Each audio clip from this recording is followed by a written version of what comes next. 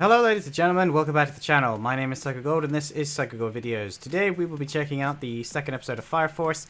I'm a little bit late to this one, so sorry about that guys, but I'm checking it out now, so let's just dive in and see what this episode has in store for us, because like I said, I don't really know where this series is going, but I really enjoyed the first episode, so let's dive into episode 2. 3, 2, 1, go. 人の死因にもいろいろある。老衰、自殺、病死。今この世界で最も多く人々を恐怖させている死因は Spontaneous human combustion!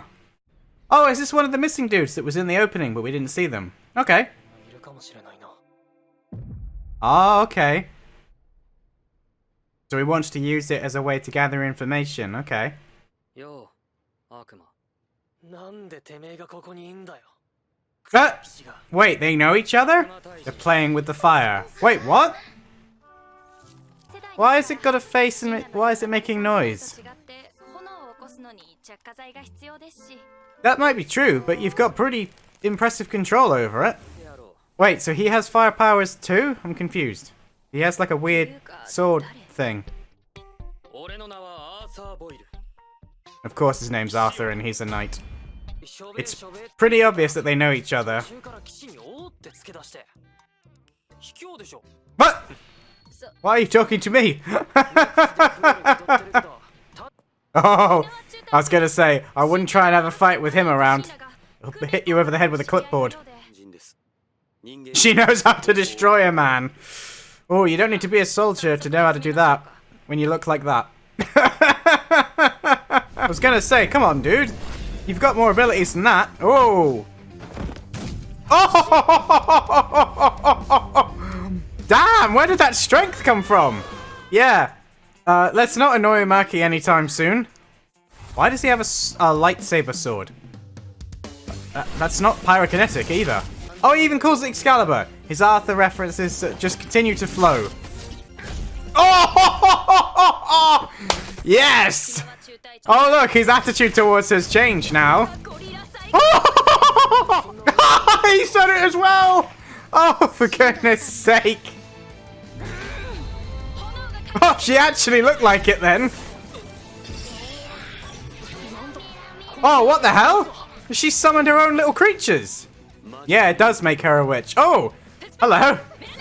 I like his idea for her outfit. I bet that's been in his head before. Whoa! Why does it make such weird noises? Is it just me or are you getting Naruto vibes at this exact moment? Sasuke!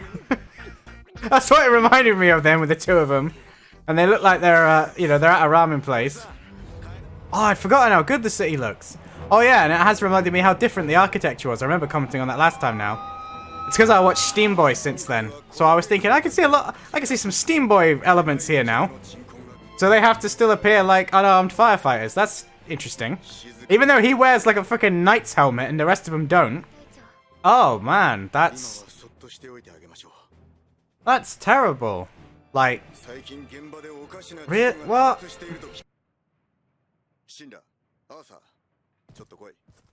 Yeah, he said not to get them out publicly. Yeah, this is what I was saying in the last episode.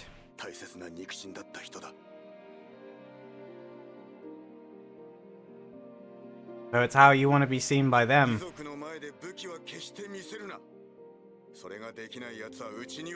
There we go. I knew he was going to give them that sort of ultimatum. What the hell? That looked like he created that Infernal. From like... Yeah, from inside of that thing. Okay. Why is he just sitting there quietly? That's really confusing. Does he still know who he is? But why hasn't he done anything? I'm very confused.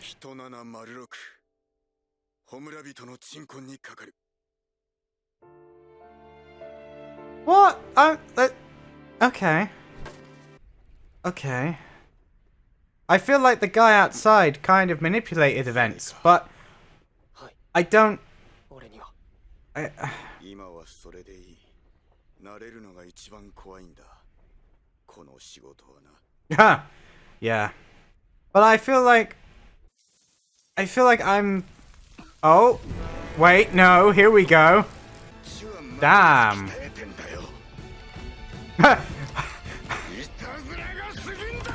Oh! Do you even lift, bro? This is nothing to me. Okay, so he's pretty much convinced that there was somebody there, and it's annoyed him.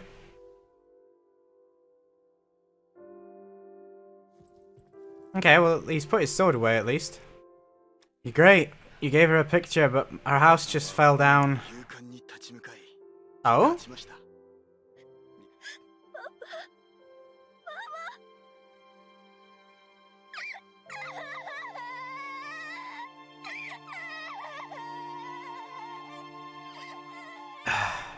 It's not an easy world that they have to live in this one, do they? 来ませんでした This episode is entirely about the fact that his fire powers can't solve the real problem.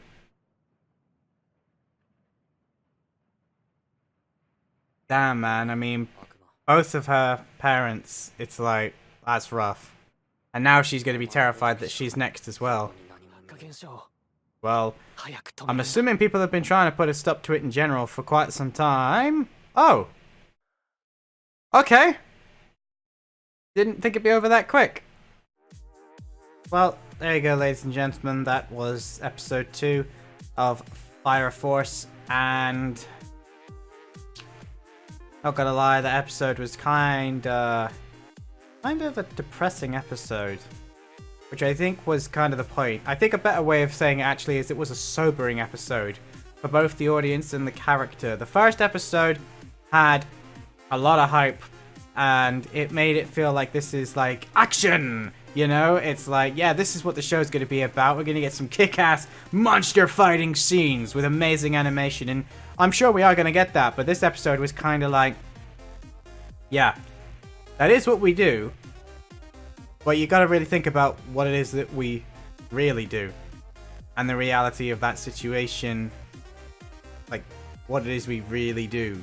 Because I think that was a great way of kind of making it hit both the rookies, and I do mean both of them because they both had a reaction, and I think a lot of people in the audience will have had the same sort of reaction. I mean, yes, we know that at the end of the day they are essentially killing people, but the Infernals themselves, I don't really understand what they are, and neither do they, which is half the problem. How much of the original personality is still present when they become an Infernal, and how much is whatever the Infernal is. I mean, they're calling first generation fire users Infernals, I think, in the first episode, so that would imply that everybody who's a second generation pyrokinetic, their parents were an Infernal or had the ability to become an Infernal, but that's really confusing because it's kind of like, well, a lot of people must be spontaneously combusting, given that the fire department has a lot of these pyrokinetic wielders. But I don't know, man. I'm a bit confused by all of that. But this episode was very, very, very, very emotional. That moment at the end with the girl was just soul crushing. Like that is probably the hardest thing to do in any kind of first responder job, or if you work in hospital, then you've had to do something similar to that anyway. But it's harder, I think, if you're a first responder, because you're going to a situation that is still developing, still ongoing, and it's unexpected, whereas that can be true in hospitals, but speaking from experience, there are also the opposite, where everybody knows, it's just you're waiting for it to happen, and sometimes you're waiting for it and you don't want it to happen because of reasons, and sometimes you were waiting for it and you're all kind of hoping that it will happen sooner rather than later because it is just torturous for everybody involved. And I feel like that was the point that they were trying to make with the Infernals, is to them, whether or not, you know, I don't know how they know this, but they're saying that the person who has become an Infernal is in extreme amounts of pain whilst they're an Infernal, and that might be why they go on a rampage, that might be why they react the way they do, because their primal instincts is, I'm in pain and I need to solve this, and then people get in their way, people respond badly and they get angry, and maybe they're angry from the second they turn into an Infernal, because typically speaking, fire and anger have always been kind of linked in terms of how we think of our emotions. But I do find it really interesting that this Infernal just kind of sat there and did nothing. And he seemed to understand what was going to happen. He sort of looked at them as if to say, you know, hello. Now, a part of me at first was wondering if he was saying, I don't want you to do this, but then if that was the case, he could have fought back and escaped. Instead, he just sat there and accepted it, like he just wanted this to end, which, again, I can relate to, having worked in hospitals. But it's one of those things where I feel like that was sort of a moment of demonstrating that there might be quite a lot of that person left in them. However, there is another part of my brain, the more fantasy side of my brain, that thinks, are Infernals actually able to do these ridiculous things on their own, or do they need outside influence? I.e., the guy that we met in this episode, he seemed to have similar powers to, I'm going to call her Mila, but I think it's actually Mika, but you know who I mean. The witch girl that kicked both the knight and the devil's asses. She could control fire in a way that the others really couldn't, but she can't generate fire. Now, this guy seemed to be exactly the same. He seemed to carry around like a splinters box or whatever you call it, and then as it was coming out, it was like sparking, and then I guess with just the tiniest amount of a spark, he can roar it into whatever he needs it to be. And I can't help but think that he was going there, or he was late, or something, where he was supposed to basically take control of the Infernal once it happened, and he could use his abilities to basically influence what the Infernals do. Because I've had this thought from the first episode that, well, if there are people in this world that can control fire, and Infernals are essentially sentient flames, why don't they just take control of the Infernals' fires? But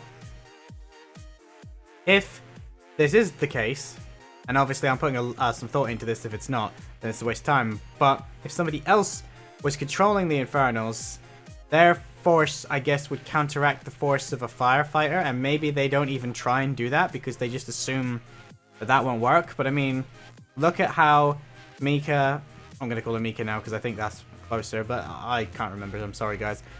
She was able to defeat Shinra by literally turning the fire off on his feet, because although he was generating it, she could control it, and her control overrode his. So the same thing could be said if you're a powerful enough, this is not really a pyrokinetic, or is she, yeah, she still kind of is, but you know what I mean. If you're powerful enough at controlling fire, you could override what the actual person who is using the fire abilities and is generating the flame could do. Your will would overpower theirs, basically, and then that would also explain why they do what they do. Maybe they're trying to get something out of it, I don't really know what, but whatever it is, I can't help but wonder if that is going to be part of the story, that there's like an endgame of an opposite Fire Force, like, villainous group. I don't mean villainous in, like, cartoony, the bad guys are over there sort of thing, but, like, I don't think that this is random, is my gut instinct when watching this. It doesn't seem like something that, if it was random, there's got to be more to it. Maybe it only appears random to them, perhaps, the humans, because they cannot figure out how or why, but maybe there is a pattern, maybe there is something that only makes sense to the Cree people that are doing it. And I'm not saying it is people, it could, you know, as I don't know what it actually is, I'm very much being very, very vague here. But if they were creating other Infernals, either as tools of destruction, tools of distraction, while they do something else, you know, get everybody's attention focused over there while they do whatever they want it is over here, or maybe they're just trying to find other beings of power like themselves, because if we think about the fact that Shinra is adamant in his memories that he saw something in the house that created that fire, that Infernal was not unaware of its actions, and that didn't necessarily look like an Infernal, that looked like something more advanced than an Infernal, but it could obviously be creating them, and it's either like it's trying to create underlings or it's trying to create others like itself. However it came to be, maybe it is demonic, I don't know, maybe it's not, maybe it's like the first Infernal, but he or she has control of the powers. But then that also comes into, why would he then attack Shinra's family? But again, there are so many questions. I mean, a part of me still, like I said to you in the last episode, or at least I think I said it in the last episode, it wouldn't surprise me in the slightest if the creature that Shinra saw is his brother, and it was his brother that turned into an Infernal and wiped everybody out, because they said that his bones couldn't be found because they were burned away so badly. And it's like, yeah, that is one explanation. The other explanation is that he didn't die. And it's, you know, it's this sort of twist that anime likes to do. And I can see that in like 20 episodes or 15 episodes time. And then the twist is going to be, hi, big brother. You know, and it's going to be that, huh? Moment.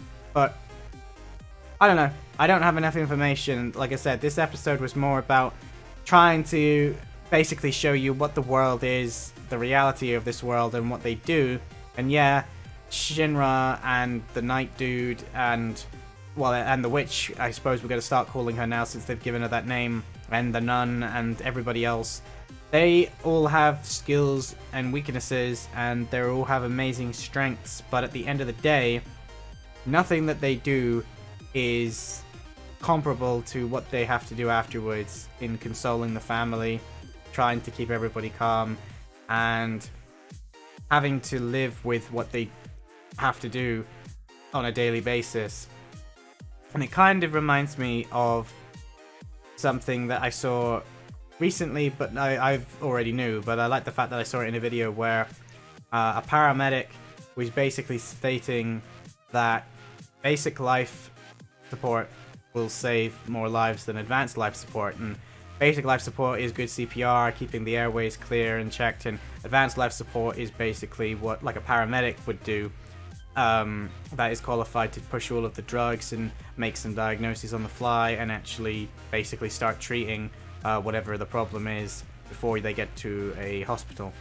And that's all well and good, but if you don't have basic BLS life support, then you aren't actually going to get anywhere, because if you don't have someone doing CPR and making sure that the respiration is good, then all the drugs in the world aren't going to achieve anything.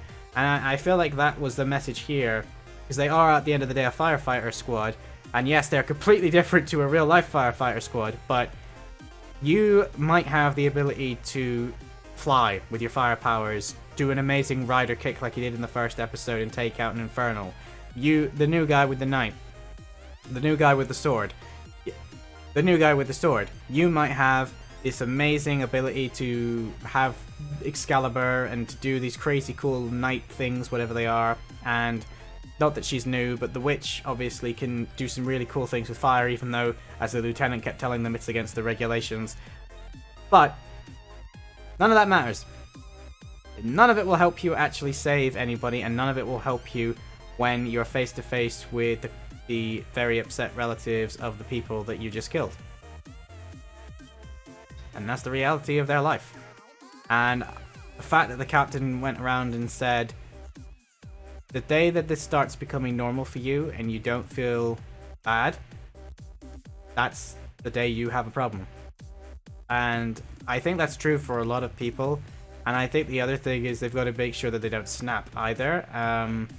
You will eventually just adjust and get used to it in inverted commas, but you'll still feel it. But you don't want to snap and go the other way and be completely off the rails and useless and end up tanking your career and your life.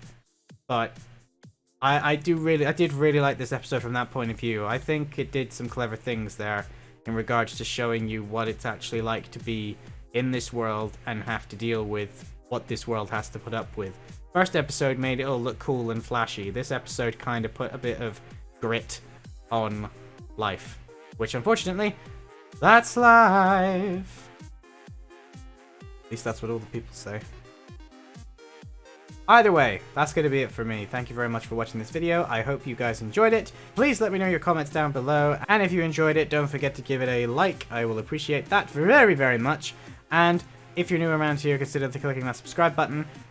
Next week, the episode will probably be delayed again because, as I said earlier, I'm not actually going to be here when it airs. I think it airs on a Friday. No, I might actually be here on a Friday. No, I lie. I might be here for episode 3. It's episode 4 I might miss, but I might actually be back by then. So you may not even notice in regards to Fire Force. But either way, I do intend to keep covering this, so if you enjoy it, then feel free to subscribe. And if you would like to see any of the other anime, feel free to check out the rest of the channel. If you are interested in uncut reactions or you want to get early access to other stuff I do, then also feel free to go and check out the Patreon page down below. But other than that, that's it for me, guys. So as always, my name is Psycho Gold, and I will see you in my next video. Psycho Gold, out!